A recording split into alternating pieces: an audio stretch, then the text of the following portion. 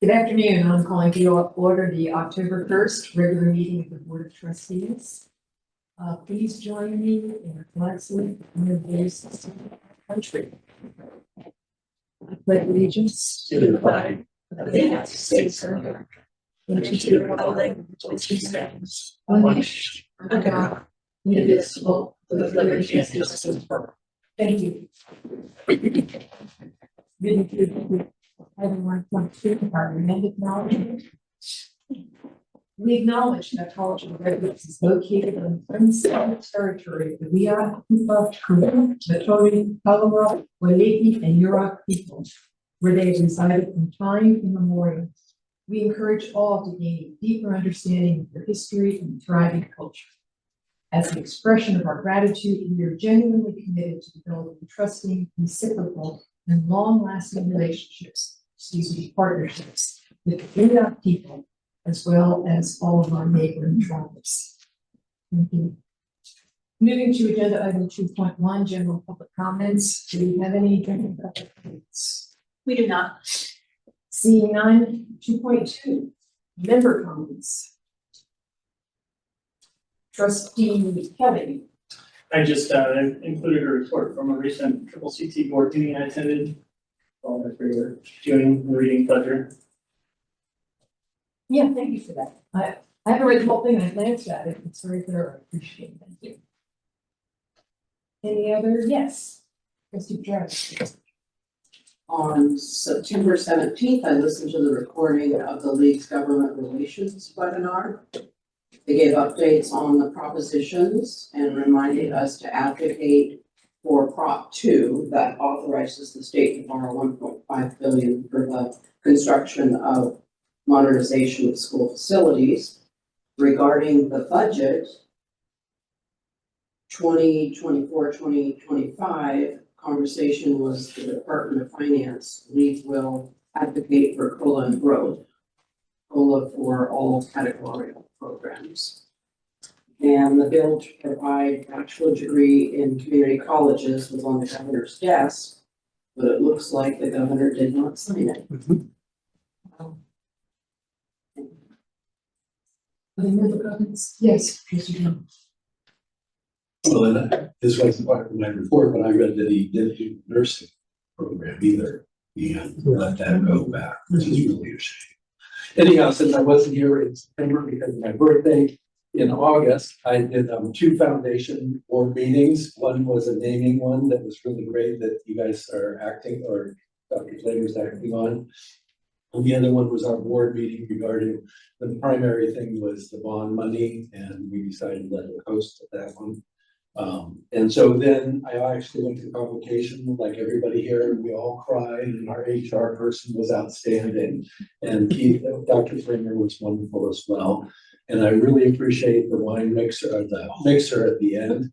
And it was really, what I really enjoyed about that was it was one of the few times that trustees are, I'm not going to use the word allowed, but it's correct to have interactions with the VPs and the faculty and everybody, and just a really open dialogue that I really enjoyed. I mean, we didn't discuss business, but just it was a great conversation I had with folks. So thank you for that opportunity, Dr. Flynn. Yes. Trustee Matthew. Yes, on September 13th, I had the opportunity to meet with Dr. Flamer and Dean Sean Burdick from the Del Norte campus, and with Kevin Hartwick in Crescent City, talking about programming for the Del Norte campus and bond measure. It was a good hitting many points conversation.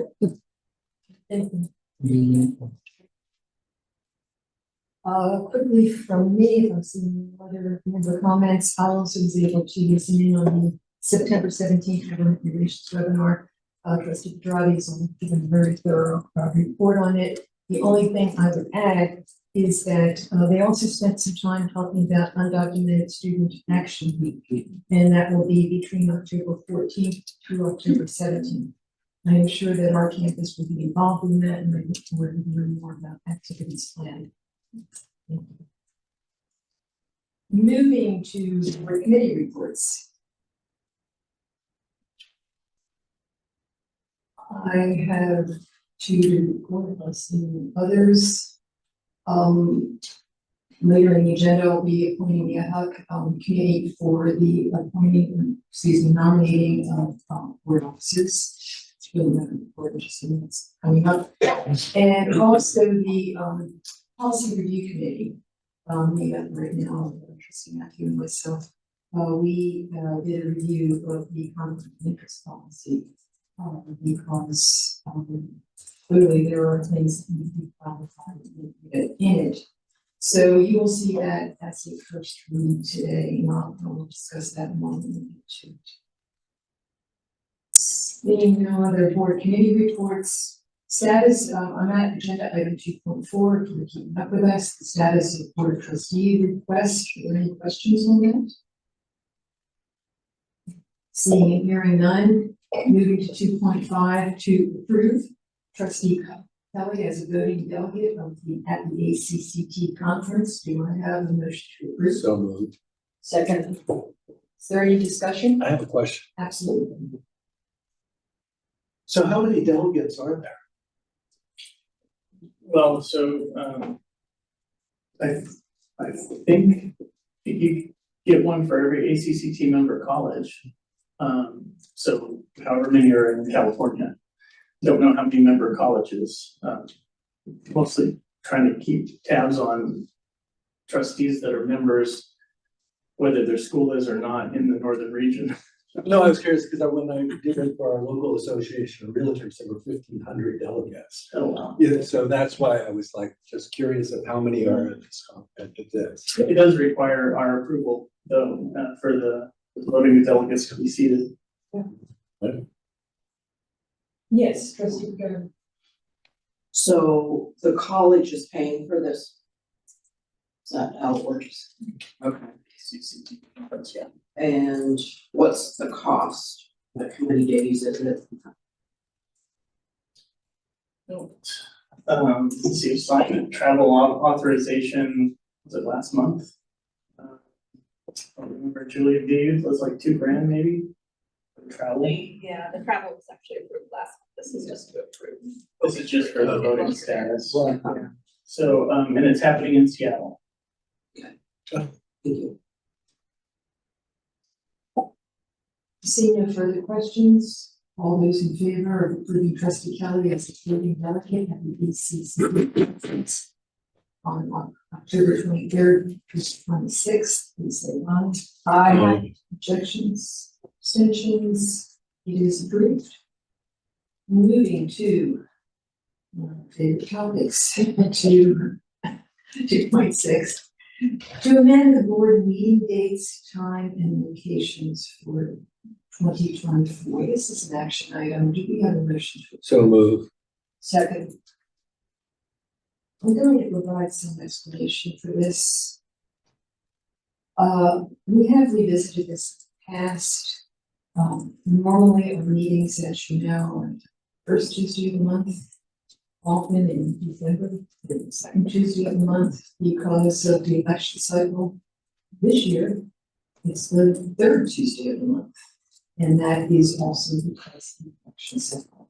This is driven not by our interest as board members or members of the college community, but by education. So we missed this the first time around when we scheduled our meetings. So we need to revisit it so that we're in compliance.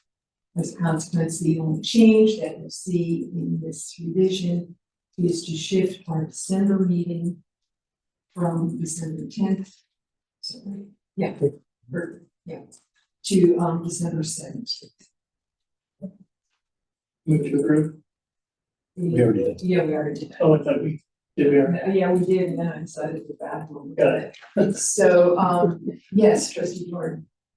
So I did talk to Dr. Flamer because I had a question about in the past, or my memory, which isn't as good as it used to be, was the terms of the trustees ended on December 1st. And so that gave me pause for the college would have 4 trustees for that 17 days. But we went, Julie brought out the policy, and it seems not perfectly clear, but it tends to be that we were elected a 4-year term starting on the second Friday of December. It doesn't say the exact date that the terms expire. Right. So I just remembered the first. Yeah, no, it was a good question, and Yeah. I had to sort of dig around. Okay. In policies to clarify all that for myself. Okay. It's confusing, but I think we had it right this time around. Well, I just wanted to make sure that there was a full board with this basically 7 weeks between board meetings almost. That was my other concern. So, Well,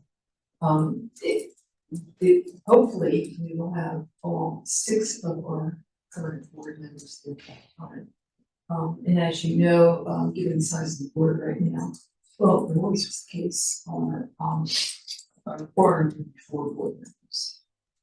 So, well, that's always the case, yeah. But I'm recognizing that this December 17th meeting could be problematic because people often plan, or trustees plan in the kind of travel they might have, it's maybe especially true in the office season.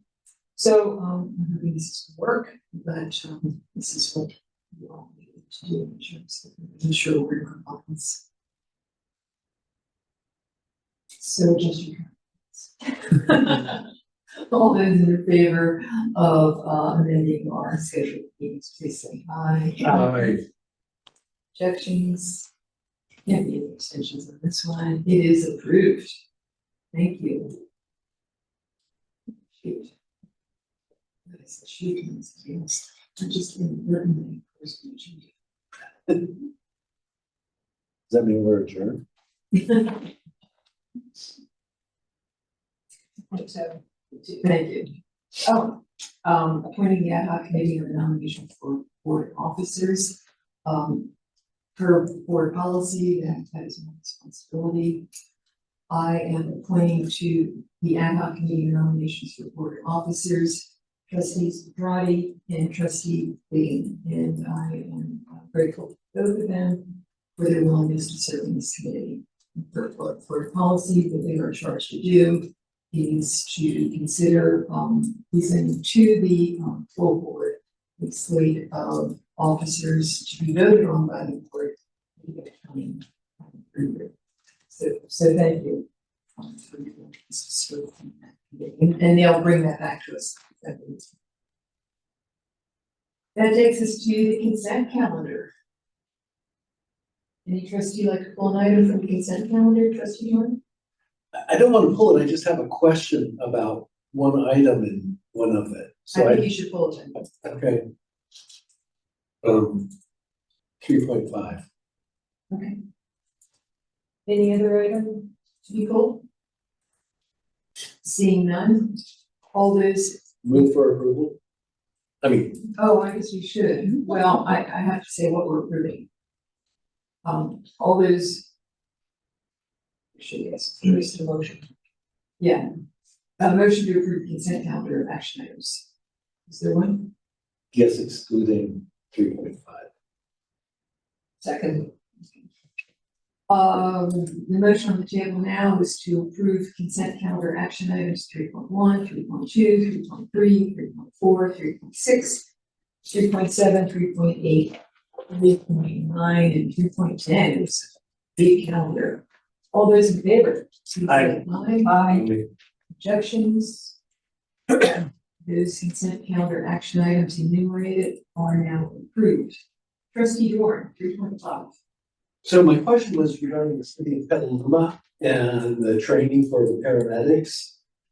And mostly because it's so far away, do the students, because my daughter did a training in Brentwood, it was somewhat problematic. So I was curious about Petaluma, do we shuffle them down there, and how, are they there for a while, or how does this work because of the sheer distance of Petaluma? I don't have an answer. Okay, sorry. No, it's a good question, but I'll go respond after the board meeting to all trustees. Okay, appreciate it. Move for approval, 3.5. Second. Sorry. All those in favor of approving the international draft on contracts, agreements, and MOUs and consent number action items, please say aye. Aye. Objections, it is approved. That takes us to action item 4.1 to approve the monthly financial status report. We give a motion to approve. Move to approve. Second. Second. And then on the table. Okay, it is on the table. President Flamer, would you like to provide any background? There's this, well, there haven't been any real changes since the board saw it last month, but people be happy to answer any questions or call on Vice President Morrison to answer the questions. Yes, trustee Matthew. I have one question, just out of interest. Under the revenue for enrollment fees, it shows current actual of 87%. And last year was 69. So I'm curious, is that because we are successfully enrolling students 2 semesters at a time, or is it something else? I let President Flamer answer that specific question.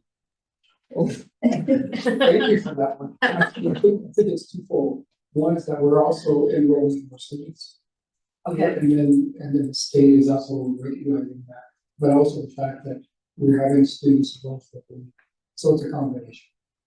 Thank you. Trustee Jordan. So my question was about the non-resident tuition.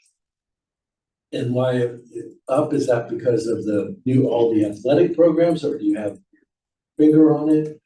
Or I think that would be a great assumption. It is kind of similar to where we were last year. However, we did have we did increase it. We also increased the rate a little bit. So it's a combination of a rate increase and probably additional non-resident students.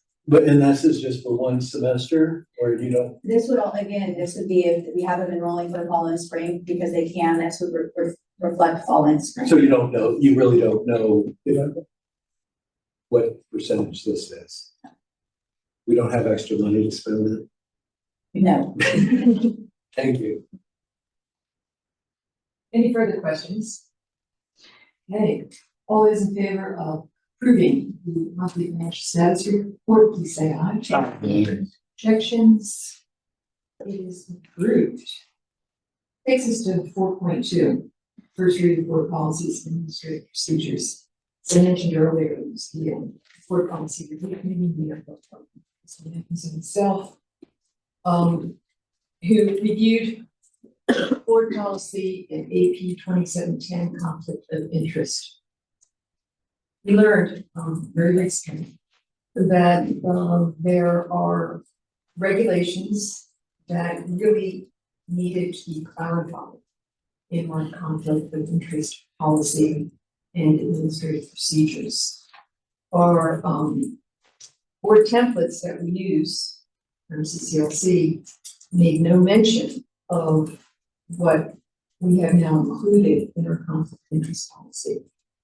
And what is included is coming from kind of a deep dive into, first of all, the FPPC advice, that's Federal Political Practices Commission advice on regulations associated with 1090, section 1090 of the Commission's Code. And also very relevant is California Code, Government Code 87103. Frankly, I found them, convoluted at best. But working through it, we've added some language that we're hoping will clarify practices moving forward, especially practices associated with direct financial interest that board members may have in decisions. What is interesting, what I found interesting, is that after doing a deep dive into these policies, there's only one section, and it's out of FPPC 1091-5A6, that specifically refers to an example. It's the only example that I am finding. And it regards whether or not a spouse, and I'm reading this now, an officer or employee of a public agency that's considered a direct financial interest, and therefore that officer or employee of a public agency, not only may he or she not vote on that matter, but none of the board may vote on that matter. It's, let me just finish, okay? And I'm sorry, I just get this all out as best I can, and I know it's confusing. Our existing board policy called for recusal if it was deemed that there was a financial interest, and that was recusal of the individual board member who had a financial interest. We subsequently found out that it went beyond the individual board member. Not only must the board member not vote, the entire board may not vote, and it is simply not permissible, at least for the first year of when the spouse might be an employee of the college. And the last thing I'll say, and I'll turn it over, because I'm sure you all have any questions, I certainly do, is at this point, we wanted to get something firm. This has not yet been vetted by our legal counsel. And I think it will be, I know it will be very important for legal counsel to vet this and to give us some assurance that what we've included is included correctly, or if there's something that we should include that is not included. So after this first read, this will be going to legal counsel, and heck, depending upon what legal counsel might say, we might be bringing back as another first read. But we wanted to get something on the table. After legal counsel looks at it, we will bring it back on the November board meeting, either as a second read, final read, or revision of the first read. So that's where it stands right now. Trustee Mann. Thank you, Trustee Moore. My question to you and Trustee Matthews is, when you were reading the FPPC policies and you came across the, if an officer has an interest, I'm just curious what you were thinking about that part of it, because I seem to have understood from conversations that because the officers set the agenda for the meetings, maybe that might be the reasoning, but I'm curious what you guys thought as you analyzed it. My quick response, and I'll turn it over to Trustee Matthews, is that in the context of FPPC, all trustees are officers. I see. Right, it refers to, refers to the whole board. Because this isn't applying, some of this language doesn't apply just to colleges, it applies to other publicly elected bodies, board officer, director, trustee, whatever. Thank you. Good question. Trustee Norton. So are children excluded because it's quote, not a direct financial interest? No, they're not excluded, but they're excluded from this one paragraph. Okay, So children, depending on their age, and that is whether or not they're dependent that's what, on the officer. That officer of the board or trustee may have what's referred to as a direct or possibly an indirect financial interest, or making it more confusing, what they refer to as a remote right. financial interest. And they're all different, and they're different depending on whether or not you read FPPC or California Code 87-100. It's really murky. So, and maybe we should clarify the policy, it's hard to clarify because it's murky, but we will ask, but my advice going forward would be if a trustee has any concern about whether a contract or something, would be a contract, might fall within the purview of FEC or California Government Code 8700, that should be brought immediately to attention when you consult with the council. The other thing I want to clarify is that our current conflict of interest policy, and this has not changed, is that if a trustee recuses him or herself from a decision, let's say it's a vote or a contract, that trustee has an obligation to explain why they're taking. So you can't just simply say, I'm recusing myself from whatever the agenda item is, but rather I'm recusing myself because, and some explanation is required in open session. Trustee Kelly. I've heard at conferences that trustee has to leave the room too, is that? Yeah, that's, It's in the policy. yeah, that's a policy. So when you, well, just because we haven't been doing that in the past. So back to children, because I think there's a lot of similarities with spouses. And I mean, I think, you know, a couple of trustees know my kids for 17 years as they've grown up. And so I think maybe if you could ask the attorneys about children. Yeah, I mean, because I think that could be a very similar conflict. I think one of the distinctions, and I'm not an attorney. Right. But I've been, you don't want to know where I've been in these things. But I think the real distinction between spouses and why it's called out Okay. specifically Oh, is because California's fair share state. So, you know, spousal, salary wages is shared with, yeah. yes, that's the fair share of community. Yeah. That's for the term. And that, of course, is not the case with children. So I believe that's why it is specifically. Makes sense. No, I prefaced my question originally with that. But I am gonna raise that, and the other thing I'm going to recommend, depending upon who's going to be responsible for agenda setting, next year, let's say for a retreat, I would really recommend that we have this as a retreat item, maybe even bring someone in. So that, we are very clear on conflict of interest policy, so that we do not err in future. It's very important policy. First of all, I just wanted to gauge the board's interest as well. Do you guys mind if I bring it up with the CCLC? Because I think the templates should change. When I I was just asking if colleges have ever experienced this in the past.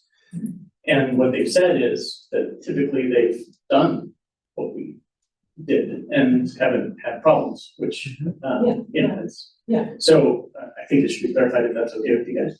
oh, absolutely. No, absolutely. Didn't want to go about talking about our college's business. No, this is public record. Yeah. So it's not as if, you know, this is being done behind closed doors. Yeah. And it's very important in this public record that we are open and transparent and accountable for these actions. Yes, I'm sorry. So along with that potential agenda item, I would like to ask that the second part of that is the Brown Act. To have one of the attorneys do another Brown Act. It's been a while since we've gone through that, and I'm sure there will be changes. No, I that's always an important topic. And yes, I imagine, some trustees may be going to conferences in January, the ones in Sacramento, they always put the ground out there, doesn't mean that we will all be there, but that, you know, a little repetition can be good. Yep. But, you know, it's an important topic. President Williams. If you would repeat that, when we get to 8.1s, we can actually, so we can make it with the trustees. Okay. Excellent suggestion, thank you. Mr. Giffen. Yes. On the question of children, I think it's one of the times when trustee Mallory and I spoke, that we know that there could be times when individual trustees have a feeling that maybe they have a conflict or maybe not and need to know. And that's why it's really important for all of us to keep in mind that fact, because we can't know everything that's going to come in front of us. And there's many things regarding children. I think even that one, there could be times when it's not permissible and times when it is. And that's why, first of all, asking about it in vetting this, but also just keeping in mind moving forward that we have a responsibility if there's a possible issue to raise it and find out about it. At the time, because we can't anticipate everything. Thank you, I agree. Thank Yes, trustee Drown. Well, and I think it has to do with financial gain too, so it's not just relatives, like if you rent property to somebody and that person is, Oh. you voted that, you know, they get a contract, you know, and you have financial gain from their renting, so I think it has a lot to do with financial. Yes, the kids do it. Yeah, so the kids could be the same. Yeah. No, you're absolutely right. If any of you want to learn more. You're gonna give a class? No, I'm not, I'm far from being the expert, but I did find an overview, it was dated January 2024, which is good because there have been changes in January. But it's an overview of section 1090, the FEPC's advice, and it's 16 pages or so. But if you want to dive in more deeply, I recommend it. It's much of it is not relevant to our situation, our work at a community college, because it's for all who have 1090 interest, all agencies. But it's pretty good advice. Yes. Could you have Julie send that out to us? Oh, I can see what. I'll just find it. Do you all want it? I do. Okay. If you would send it to me, then I can send it up. Okay. I'm sorry, I just, No, I will, I can do that. Thanks, thank you for. I know who you're gonna give it to. Do it myself. I get to you. Alrighty, thank you for your good questions. Are there any other questions on this first reading? So you will see some version of this. Means to be seen. But thank you, by all means, share it with your colleagues. You know, I think in instances where, community colleges or agencies might have had a similar situation and nothing happens. So there needs to be a report made. I'm not saying reporting is bad, but I'm saying that very well, reporting is a good thing. But it very well might be that the community college has done this and is completely unaware that it was against, FEPC 1090. So I think it should be clarified. Colleen? Yes, yes. Slightly, a bit of a silly question here, just don't understand how it works as much, but I suppose if the entire board cannot vote, what is the alternative? The person cannot be hired. Okay, I see, okay. Until, I suppose after a year, It has to be a year. I see, okay, thank you. No, it's not a ridiculous question. There are no ridiculous questions when it comes to FEPC. And the example that I learned at the conference was if a spouse is husband is a contractor, or if the spouse is a contractor, the whole board cannot vote. That was what I, Yeah. Yeah. so it's just not about hiring. And the reason that it's going to be important to consider this for the future is because even that gets moved, because then it starts talking about the number of employees, 10 employees, 50 employees, 100 employees. Yeah, it's really complicated. So thank you too for all your hard work on this. Nice. They were fun.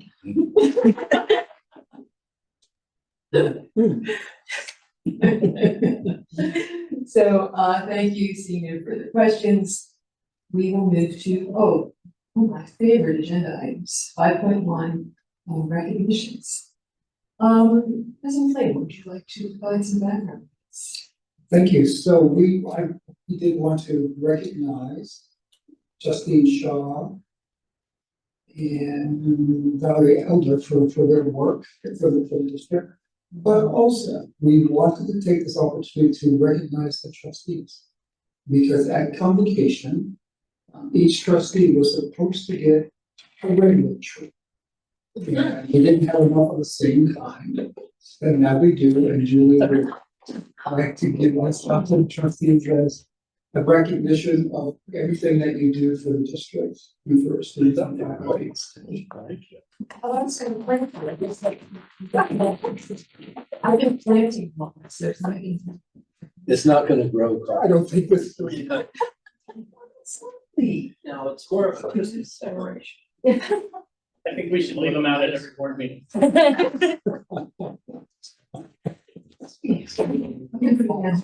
Just so we can see you. Thank you.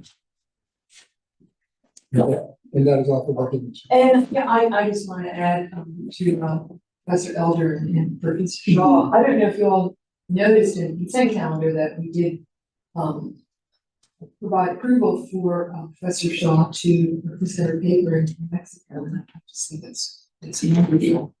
And I just wanted to share my congratulations to her for being recognized. Also want to share that Justine Shaw did a presentation for the district a few years ago about her dig in Mexico. It was immensely, and it was just great. She's so well known nationally for her work on Mexican history and archaeology. It's phenomenal work. We're really lucky to have. Thank you. Moving to our second informational report, accreditation update.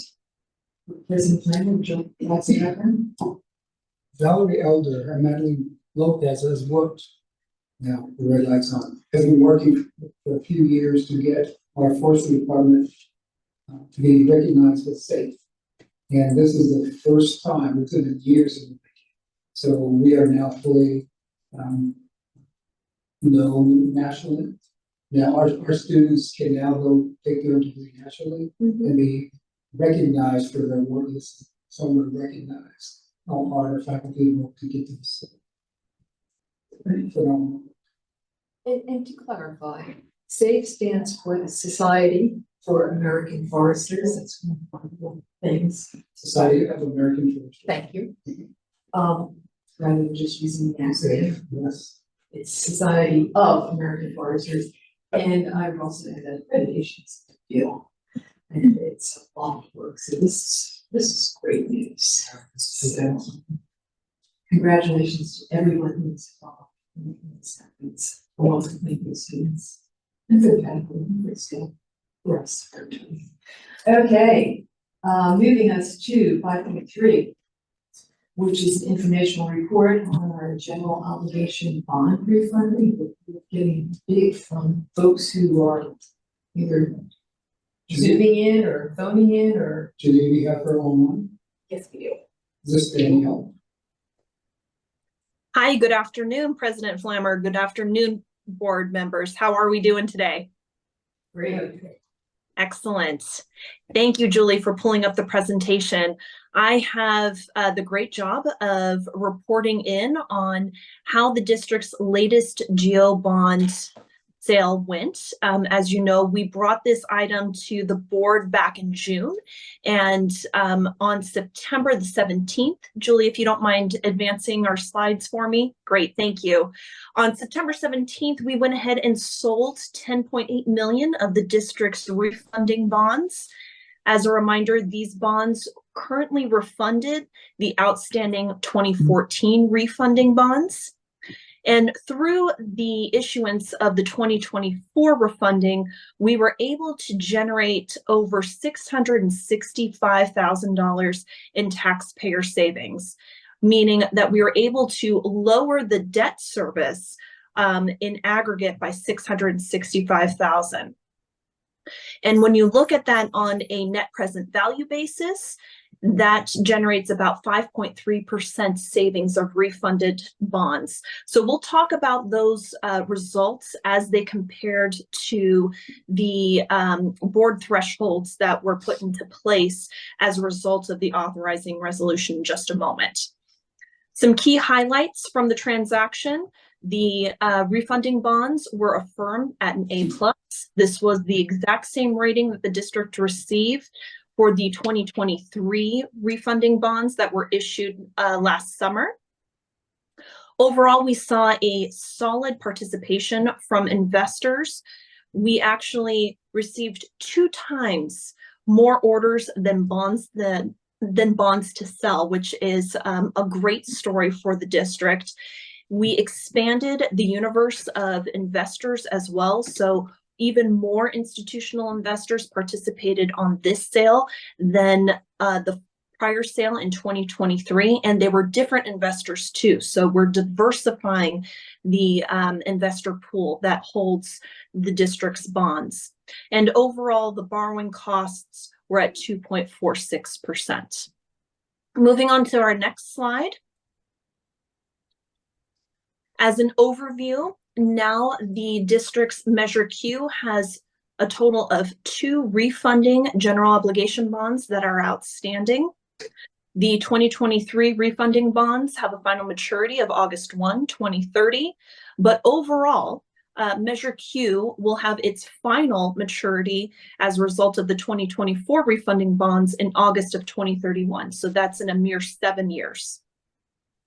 We went ahead and took a look back to see what the district has done in terms of refunding efforts to realize taxpayer savings over the lifetime of the Measure Q authorization.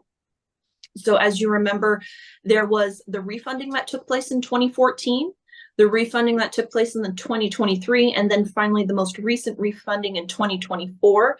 Those 3 transactions overall have generated an aggregate $3.9 million in taxpayer savings when compared to the original bonds that were issued under Measure Q. Moving on to our next slide. This slide will provide a comparison of what the district went ahead and saw at the time that the authorization was approved versus our final pricing results.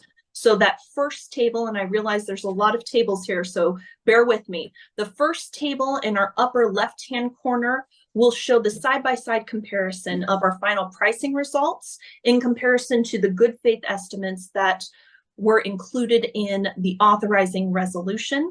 As you can see, for both the financing charges, true interest cost or TIC, as well as net total debt service, our actual results came in much lower than our good faith estimates, which is great news. Not only did we save on financing charges, these are really the charges that are as a result of the various team members that have worked to bring this transaction to execution. But also in terms of the market has really hung in with us, and we saw a great rally.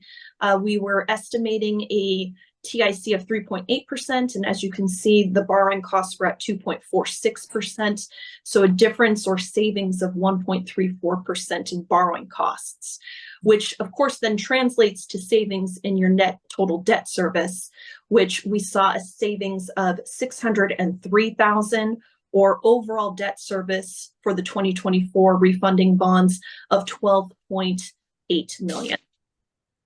As we move over to the right, you can see also the net present value savings, what they are as a percentage, and then the cash flow savings. I've gone ahead and already reviewed that, so I will leave that. The following directly below that table actually shows the cash flow savings. So the original debt service is shown as the prior debt service. That was the 2014 refunding bonds.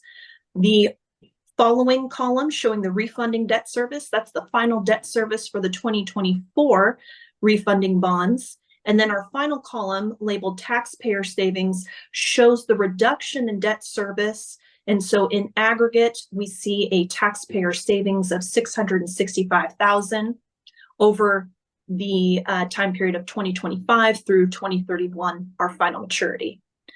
Finally, and this is a great story for the district, we've gone ahead and projected out the future Measure Q tax rate from 2025 all the way to the final maturity in 2031.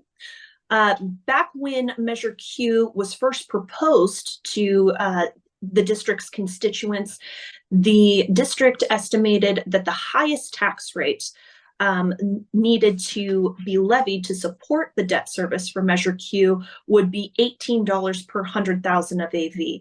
As you can see from the bars below, the tax rate is projected to be well below that $18 threshold. Moving on to our next slide, interest rate environment. I like to include this slide because, as you know, interest rates have a tendency to fluctuate. And it's nice to see what interest rates looked like in the past and how they have impacted our savings today. So we've gone ahead and shown both a 5-year and 10-year tax exempt index here. And we've dropped in where the 2023 refunding took place last summer and its TIC of 2.85%. You can see that over 2023 and to now 2024, we have seen some peaks and valleys. But at the time that we executed our 2024 transaction, we did see a bit of a leveling off in interest rates, which resulted in our borrowing cost of 2.46%. Our next slide is our final slide in the slide deck, and it simply provides a summary of how the order period went. As I mentioned, 2 weeks ago on September 17th, we had a 2-hour order period in which the underwriter, RBC Capital Markets, went out to investors and solicited orders for the $10.8 million 2024 GO bonds. In the table over to the right, you can see that there are various bars. Those bars represent each maturity of the 2024 refunding bonds and the subscription or the amount of orders that were received. So in 2025 and 2026, you can see that we received basically one order for all of the bonds in those maturities. Whereas in 2027, 28, 29, and so on, we're receiving about 2 to 3 times more orders than bonds to be sold. That's actually a good fact for us because as we have more subscription, it provides us with the opportunity to renegotiate pricing with the underwriter. And when we're able to renegotiate pricing with the underwriter, it means that we're able to try to notch down those yields so that we can realize even more savings for the district. So usually final pricing results are directly influenced by the order subscriptions that we receive during the order period. As the slide mentions, the final yields were actually reduced by anywhere from 2 to 3 2 to 3 basis points or 0.02%. in maturities 2027 through 31. And again, that's due to the subscription levels that were received of the orders for those maturities. There were a total of 5 institutional accounts that took part in the district sale. That's about right, given the size of the transaction. The most interesting part is that the district actually received a strip order or an order for all the bonds from one single investor, which is a great fact. And then there were also 4 additional institutional investors who took part in this transaction who had not previously held the district's bonds. Below, you can see a pie chart of the various investor mixes. Obviously, the greatest amount of participation came from bank trusts. Then you also had additional participation from bond funds and bank portfolios. And I think with that, that kind of rounds out our presentation. Does anybody have any questions or any other items that you'd like me to address for the final pricing summary? Thank you. We have a question from trustee Lawrence. But first I need to ask Dr. Flavor.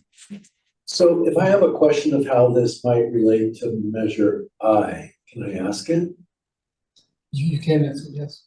Okay, so with these results, if Measure I passes, first, I think it'd be important for us all to be cognizant of that Measure Q is paid off in 7 years. I think that's a huge factor that should be promoted. I think that makes a difference. But as you said, that the original Measure Q bonds, I think you said it was $18, 100,000, and it went down.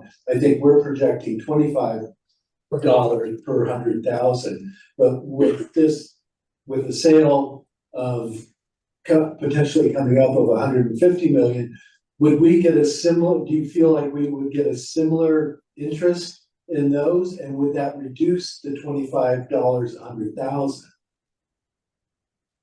That's a great question. And our intention is always to make sure that the district's tax rate is below that $25 threshold.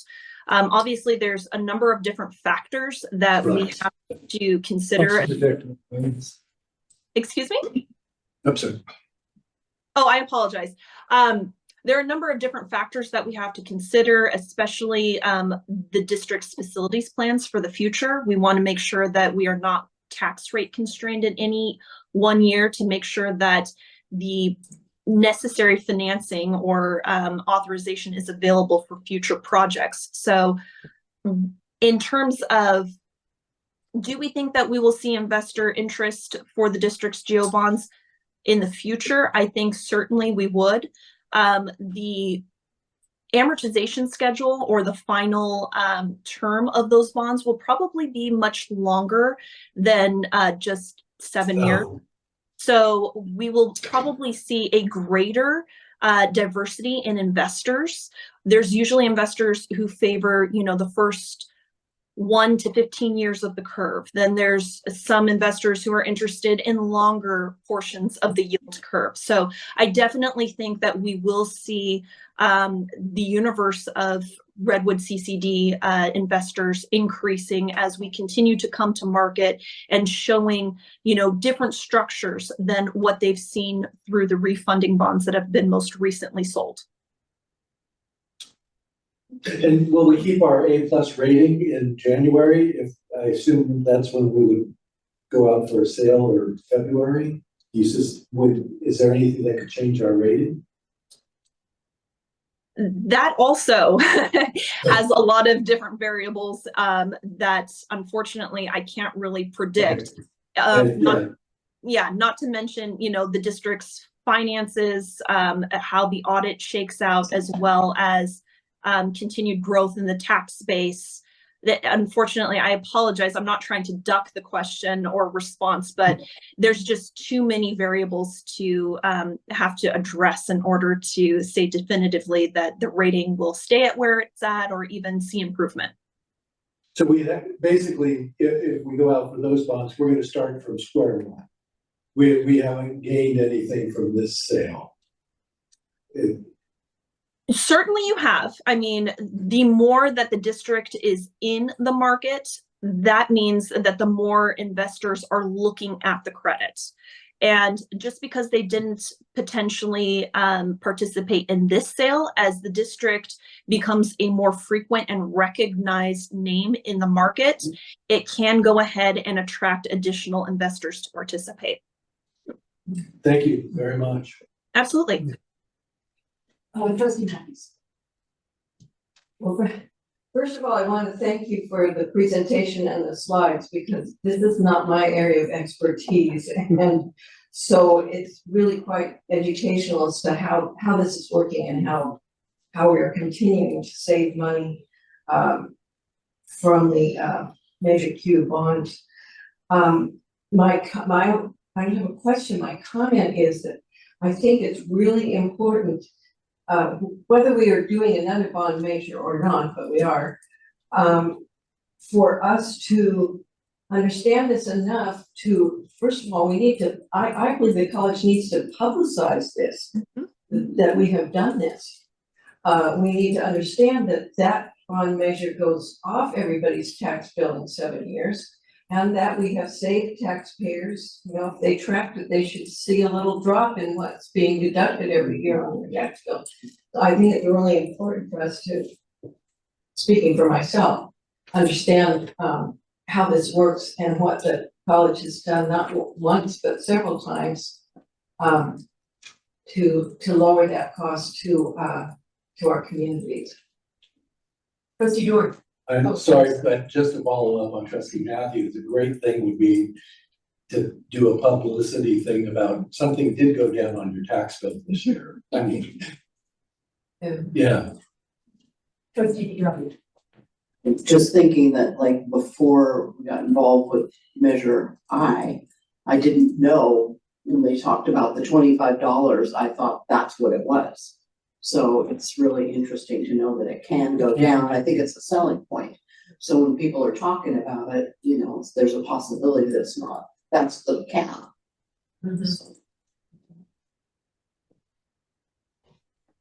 So, Mrs. Colleen, I have a naive question.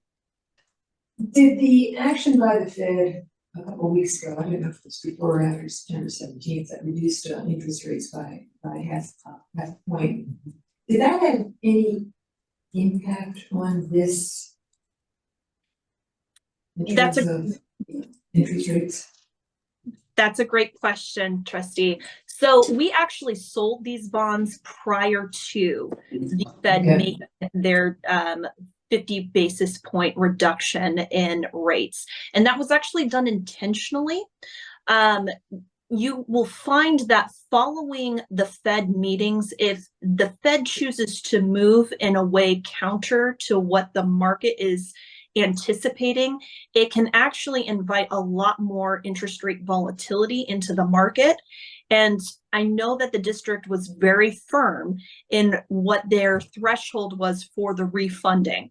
And so we intentionally went ahead of the Fed decision in order to make sure that we locked in savings at the levels that we received, which was above the 500,000 that the district had, the district's board had advised. Since then, what have interest rates done? We actually have seen a bit of a trickling upwards in the earlier portion of the yield curve, which would not have benefited this transaction because, as you can see, the majority of these bonds are within the first 7 years of the yield curve. So I think that it was a good time for the district to enter the market and to avoid any potential volatility. Thank you. It's very helpful. And thank you for the whole presentation. I found it really very informative and it helped me a lot kind of track all this. I'm seeing no further questions, so thank you for joining our meeting. Absolutely. Have a great afternoon, all. Thank you. That takes us to organization reports. And we will start with the academic senate. President Erin Wall. Thank you, President Wallers, the board, and I submitted a written report and included an attachment of our goals that the Senate has set forward. But I did want to take a moment here during public comment to just introduce you all to Bernadette Johnson, our Vice President for this year. So, it's really great working with her student services perspective. She's been counseling and having that perspective again in Senate leadership is wonderful. I'm working with Erin and looking for directing all of you. Thank you. Thank you for that introduction. Yes. I just had a comment on your goals that you put down that you were educating faculty on the new accreditation standards. And I think that's really important that, you know, keep everybody up to date. Yeah, Trustee Jordan. I really appreciate you including the goals. I had a couple of questions. When you say you're looking at adopting the Senate norms versus Robert rules, what are the Senate norms? what do you mean? I'm glad you asked. Actually, one of the things we've done, it was advised by the State Academic Senate to look at using the building of norms. So sort of discussing, what makes people comfortable, uncomfortable. It's a way of breaking down barriers and to, increase, a sense of belonging. And so we've done that. We did it this last year. And then we kind of refined it a little bit, but I think we're moving towards something of like CR's rules of order, which is a little bit of Robert's Rules of Order and some of the things in our norms that we have. Will you write them down or just sort of wing in a prayer? No, they have. I wish we had them right here. I should have brought them. No, I'm just- Sure. But one of the things we are doing is at least stating our values that we have pulled out at the start of each meeting, and I think it's been a nice way to remind ourselves of the things that are important while we enter our discussions. So, yeah. And I really like that you have the past president mentoring the new faculty. I think that's a great concept because, you know, the past presidents always have nothing to do. So, but I like that. Thank you. Thank you for sharing it. It'll be interesting for your parliamentarian. That's what I was thinking. We're working with that parliamentarian on that. I'm actually. Let's try it. Thank you for including your written report. That's always very helpful. Thank you. Seeing no further questions, we will move to CRFO. President Haggerty, is she with us? She is. Hello, I'm sorry I couldn't be with you in person today, nor did I present you with a report, but I do have an oral report to tell you a little bit about what's going on with CRFO this month. In looking back at what happened in the month of September, one of the highlights was really the accreditation visit that a lot of us were able to participate in. I was able to attend the morning meeting and then the second morning meeting that was more of an open forum and bring some students to that. And that was just a great experience to see students. They sat around the board table actually. So that was really nice. They felt very empowered, and a lot of them spoke about their experiences at College of the Redwoods and what our college means to them. And it was very positive. The whole situation was very positive, and it was nice to hear from colleagues and then from the accreditors too. In mid-September, I went to the FAC board meeting and was able to meet with some state colleagues and hear some state news. Some of our advocates were reporting some pretty positive things. They were reporting that the revenues for the budget were coming in better than what was forecasted, and that future years are going to look better than forecasted too. One thing that was talked about was the associate faculty healthcare money and the risk of that money going away, if it's going to continue or not. And what we heard from the advocates was because it's a budget line item, it's not at risk in the same way that some other funding is. So that was really nice to hear. We spent some time the Saturday after the meeting campaigning for somebody who's running down in the San Jose area, who is a product of California Community Colleges. And FAC is really trying to look at people who are entering the legislature. We know that the Assembly and the Senate, that a lot of people are terming out, and so there's going to be a big turnover. So one thing that's happening, CRFO is partnering with Santa Rosa Junior College and Mendocino College this week to have a webinar session with Chris Rogers, who's running for our assembly seat. Eric Kramer and I did have a chance to meet with him individually, but we want to continue to be in his ear about the needs of California community colleges.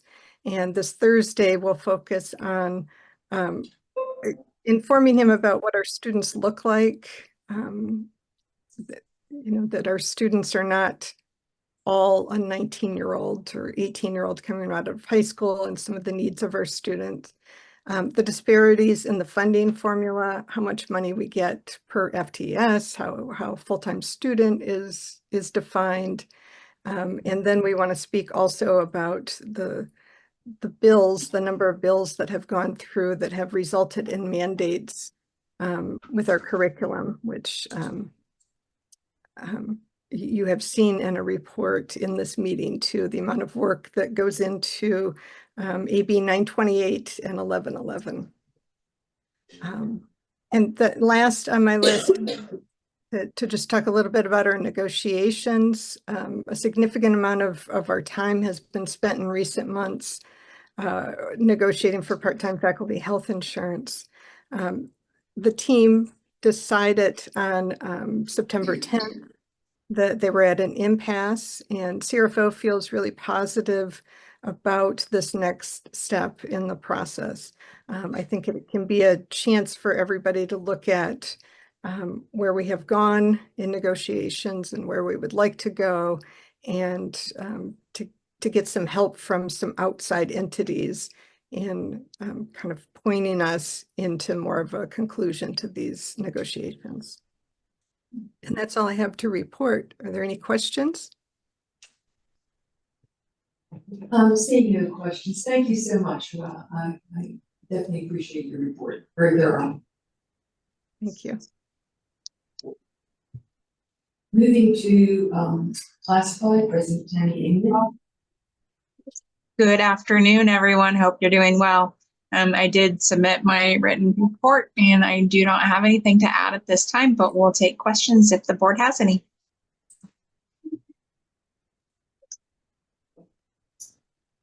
It clearly was a very thorough report. I'm seeing no questions. I very much appreciate you taking the time to write this report. Thank you. Thank you. That moves us to Management Council, President. Oh, you're here. Good afternoon. In addition to the written report, I wanted to recognize 3 of our Management Council members, Silas Sorvinsky, Anthony Fink, and Ashley Mitchell, for their hard work and collaboration on the Farm to Table dinner that was held this past Friday at the Warfinger Building. It was great to see the agricultural students' hard work and involvement led by the mentorship and leadership of Silas Sorvinsky, as well as the showcase of culinary skills of our very own chef Anthony Fink, as well as the hard work of Ashley Mitchell, who is over our cafeteria. This was the 3rd annual Farm to Table dinner, and the team outdoes themselves every year, with each dinner topping the last. It was a great collaboration with our 3 managers. And any questions regarding the verbal or written reports? Obviously, thank you for your written report. Thank you. That takes us to our student trustee. I always nervous and I actually turn around, but I can definitely hear this one. Hello, I did not submit a report, but I would like to report that right now it is currently National Hispanic Heritage Month. So the MAC currently is doing a bunch of different sessions to show different kinds of representation and be able to celebrate and honor the different days of the Latin American countries gaining independence. I also had a chance to attend the Democratic of the Year award banquet for State Senator Mike McGuire, and that was really interesting. I had a good time. It was really nice to get to meet some people. He has a very wonderful voice for auctioning off items. It was very impressive. I was like, wow, okay, speaking very quickly. ASCR as well is planning an event for the end of October for Halloween. So, and we are we have assigned people to different executive committees. I myself have been assigned to the Multicultural and Diversity Committee, which I'm very excited to be a part of. Getting a chance to work with all the people there to make sure that all of our students are getting as much representation and access to resources as they can is something I'm passionate about, so I'm very grateful to be on that committee. As well as the, oh, I'm sorry, no, we're going to be assigning somebody to the mascot task force. Is that one student or one? Three or four. 3 or 4, okay, I will report that, but it has already been reported to the president of ASCR, so she is aware of that as well. And I believe that is my very short, brief report. Are there any questions? Yeah, that was an excellent report. Thank you. Thank you. That moves us to administrative reports. President Flamer. Thank you. As the board knows, and I've also been to the district, that we have been involved in conversations with our community about the events that between Israel and Hamas and Jerusalem. Based on the conversations that Dr. Kinte Johnson had with others in the community, we held a 3-day community conversation. And I want to thank Stuart Archler, Peter Blakemore, and Kinte Johnson for attending and having a significant role in it and engaging in a very authentic way with our community. Peter Blakemore and Stuart and Kinte did a very good job of answering questions without debate. And we all know that when you debate something, someone wins, someone doesn't lose. And they came away, they tried to steer the conversation of how to engage in meaningful and authentic conversation. And they did feel very proud of this 3-day event. But also I want to say that I found the dialogue across all the perspectives very transformative. But I also came from that with 3 major takeaways. That one, that as leaders in higher education, I think that we have a responsibility to, yes, stay away from politics. However, we have the obligation to speak about the inhumanity that we see on TV screens, computer screens, and things like this. You can't just sit back and say, we don't have more. But also, we have a role, as CR has shown, that we have a role to be a key facilitator in the conversation. I think our faculty and staff are uniquely qualified to show and to model what it means to communicate and to listen. We can't sit back and not use the expertise that we have on campus and our campuses and let things go. But also, I firmly believe that the college has an obligation to do everything we can to calm the fears that we see that's going on in our communities, that we have a role to preserve our freedom of speech, but also give students and faculty and staff understanding that we support their right to protest for meaningful change. We just can't be silent and let things go, especially as things begin to escalate. And that's the 2 major catalysts are happening. One, the November election, that we know that there are going to be some upheaval. Depends if you're on the left or right or middle, someone's going to lose, and that's going to cause some strife. And we have to be ready for that conversation. But also, as you look at CNN today or BBC, wherever you get your news, we see that the Middle East, the war is escalating. It's no longer between Israel and Gaza and the Palestinians. It's now Israel against everyone. And quite frankly, the conversation now has to stay. And we have a role and we have an obligation to do what we can, then our mission and values to aid in that conversation. And I will continue pushing that until I'm told not to, but we have to do something else. And I also want to ask our faculty and administrators to help students understand the value of engaging in conversation and to encourage their participation in ways that are both legal, ethical, and moral, and keep having a conversation. And that concludes my remarks. Trustees have questions, please. Trustee Matthews. I appreciated your attaching the articles to the agenda. I read them, I thought very important in your whole experience with the community discussions to continue to understand free speech versus violent threats kinds of things, because that's just so important to the whole conversation. I so much appreciate all of the work and the leadership in putting on that series of conversations. I was not able to attend, but I believe that's really such an important role for the college and the community.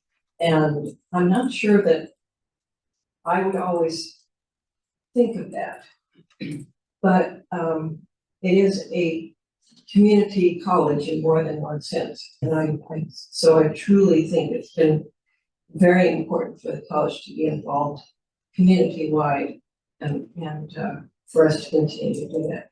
And I agree, if you use the word transformative about the conversations, those conversations continue to live in the community. That's my biggest takeaway from the whole thing.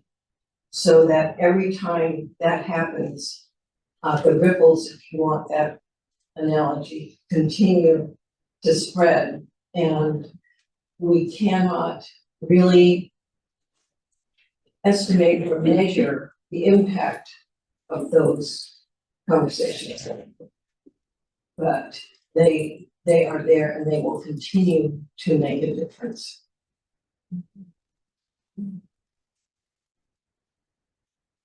Yes, Trustee Green. I have a question on the positions. So there's a dean of cultures, the one, Society, yes, society, culture, and communication. yes. Yes. So there's gonna be a new dean structure for 4 deans or? Yes, so we will have we'll have 3 deans for the Eureka campus. And the 4th dean will be at Delmont. So with Dr. Blakemore's pending retirement, his executive dean job, as we've talked about, is so big and so expensive that we just can't continue that executive dean over humanities and sciences. So with his retirement, we're just breaking his executive dean into 2 separate parts. One is society, culture, and communication, and the other one I forgot the title, that has to do with STEM. And that new dean will be hired. We'll search for that dean in January to hire once Dr. Beckford retires in June. Okay, so the 4 dean structure will start in June. Yes and no. Okay, so bottom line, yes, it will. Actually, it'll be 5 deans. We also will have the dean of healthcare, Jessica Howard, and we have now. So we have the 2 executive deans now, plus the dean of Del Norte and the dean of healthcare. So this salary, the 5 deans will get this salary here. That's listed. The salary is only what's listed, not that that's what they will get. All right, so this is just the advertised salary of the position.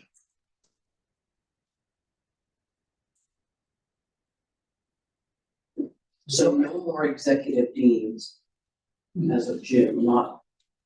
You are correct, we will not, no one have executive needs as a person.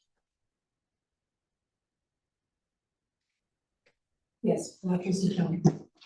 I just wanted to take a moment to highlight what I see as Dr. Flamer's leadership on these cultural issues and these community conversations. I've always appreciated the way that our college has hosted conversations about voting, conversations about houselessness, conversations about community resiliency, and now these conversations. And I just observed last October, when all this happened, you saw a variety of responses from administrations, and the administrations have the power to make those split-second decisions in those moments. And what we saw from you was very nuanced and very proactive.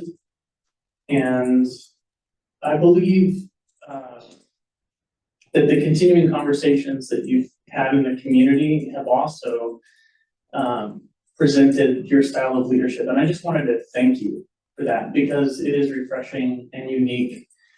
Our world is lacking trust in institutions and in leaders. And I really respect yours and appreciate it. And I would just like to say, like, I know that these are international issues that the communities are concerned about, but I feel like there are so many contentious issues locally that we could be having these kinds of conversations about, from offshore wind to aquaculture and others. And if this trio is so successful, maybe we should get them out there and some other ones. But thank you for your leadership, Keith, and your vision on it. I really appreciate it. Thank you, Trustee Kevin. Trustee Dorr. So just back to the dean, the 5 deans. So we're only gonna have 2 vice presidents from now on, correct? Or You are correct. Okay, so the deans, part of the deans are basically, well, I don't know about financially, but the vice president's salary is being split in half between 2 deans approximately, or, I mean. Yes, so when Dr. Tachi resigned. Right. So I decided to use those savings to hire the 2 leads. And I want to go backwards. Is that we also had an employee survey. And the faculty said that the executive deans were too broad, and the deans could not pay attention to specific faculty deans. So the only answer, quite frankly, was to break those up so the deans have more direct communication and hands-on with the faculty which they lead. So there's not, so we have not added more burden to the general fund by doing this. If I might add, it might be useful at some point to refresh the organization chart, because I think we're all a little bit confused about who is doing what. Bad thing, but there's been a lot of change, and it's hard to sometimes keep track. I don't know if now's the time to do that org chart, but at some point.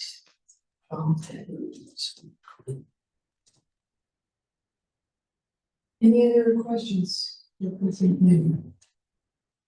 Seeing none, we will move to Vice President Wilson. Hi, thank you and good afternoon. Since my admin report is about the 50% loss specifically for our district, I've been curious about how we rated to other districts in the state. So I looked up some statewide data. Unfortunately, 23-24 isn't available yet because districts are still certifying their data, but I was able to find information about 22-23. And what I found was that the spectrum of the 50% calculations for all districts in 22-23, it ranged from 40.47%, and that was San Mateo Community College District, to 60.07%, and that was Feather River.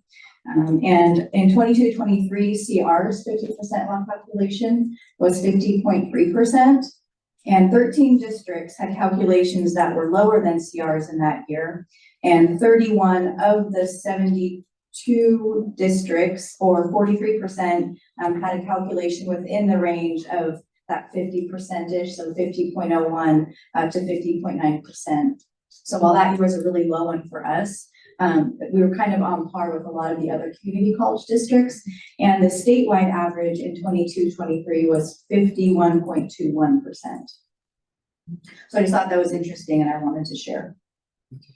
And other than that, if there's any questions, I'd be happy to answer them. Actually, I'll go ahead, trustee. Lynn. So is this percentage, do we get fined because of this percentage, or it's not that high? We would, if we were in non-compliance, Okay, then we would have a communication. issue. and how's the state legislature or the state campaign against changing this? It's no longer going to be changed. Okay, But they continue to discuss it. The last conversation, I believe, for the state was they would like to put the counselors in the numerator, but with that, they wanted to also increase that compliance from 50 to 65%. oh, So there isn't a win-win on this one. Not yet. thank you. That was actually my question. It's not so low, like the 40.47. I wondered what the penalty would be for a district that is. You might not know that, but I'm not sure how this is regulated. I'm sorry, but that's I just. we were very close to that a few years ago, and that's when the academic senate had to agree at the time that it would be okay for us to, actually, I believe trustee Matthews was probably on the senate at that time. But I believe that the senate actually agreed that we should be forgiven for that year, and if not, then we would have to pay a fine. And we did. I don't remember what that fine was, but there was a fine. We were responsible. Thank you. Seeing no further questions, we move to our Vice President of Instruction and Student Development. She is. She's not here today. I wanted to just clarify something on her report. For those who might not be familiar with all of the acronyms that we love to bounce around here. For those who do not know what CAPSOAP is, that is the Student Opportunity and Access Program. So that just slides off everybody's tongue, but I think it's useful for those who read our minutes to know that it's not so popular. It's thing. Okay, thank you. Moving to 7.4, our executive director, College Advancement and Innovation, Mr. Brenner.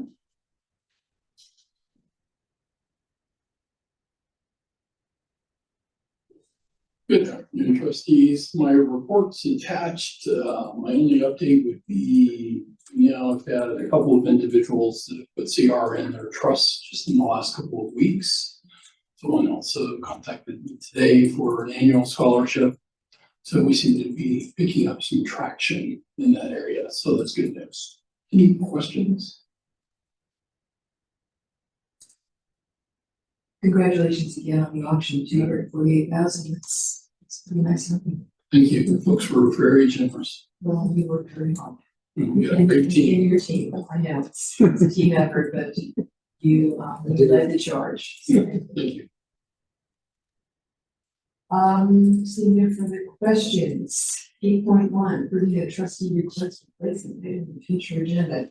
So as you know, I'm making a request, and that would be for some future agenda, and I'm suggesting maybe the January retreat, that we include on that agenda something regarding conflict of interest policy and the Brown Act.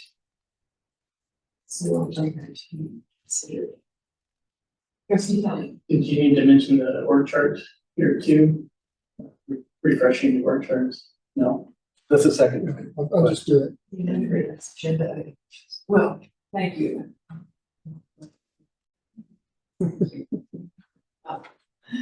Yes. I was wondering, after reading the letter, well, there was two letters. But this year, what our policy was on that regarding political letters? No, I mean, I agree with the letters and all that, but I'm just thinking for future, like, let's say we had someone in their position that was more, outrageous with political views, like, it could be scary that they could write a letter and Jeff Marcy Yeah, so, right, I'm just saying that. Yeah. Oh, okay. Yeah, I just wondered like what our policy was on that and if we should maybe revisit it or. It's up to the board, how, Well, it's an interesting question, and, I don't really think we have a policy per se. We have a advocacy. We have. Right. But I see advocacy as for advocating for policies that directly impact the resources associated with our institution, more, educationally related, rather than the type of letter that President Lamerson, President Biden, but that's just sort of my kind of view of advocacy. But maybe this is something that the advocacy committee could discuss. As far as I know, there's nothing written in our policy regarding a letter or letters such President Biden, President Flamer said President. I was told that other boards do have a policy on this. On this type Board of, of Supervisors. So that's why I'm asking. would the, well, you're asking this to be an agenda item, but I'm asking you general, Trustee Kelly, are you still on the advocacy committee?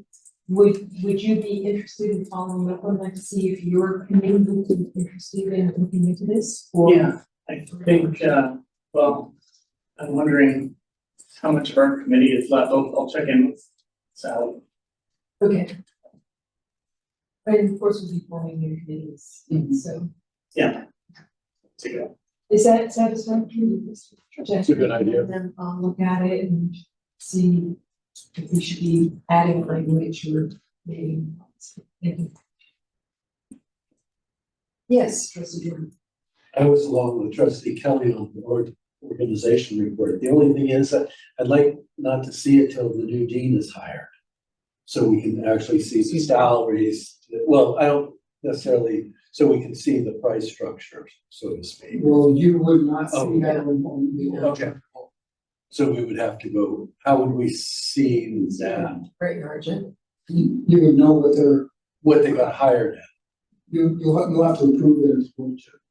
So to go backwards to see where they're at. I don't understand you. But I'm just trying to figure out how much the 5 deans cost in today, at the current day.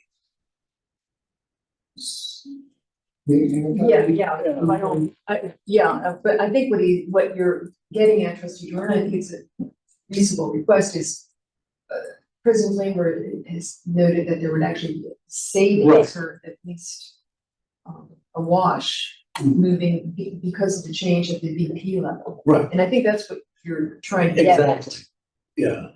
Is how this organization chart impacts the bottom line in terms of administrative salaries. Because I think it was your contract, we asked to see I should say that, the salaries of the vice presidents.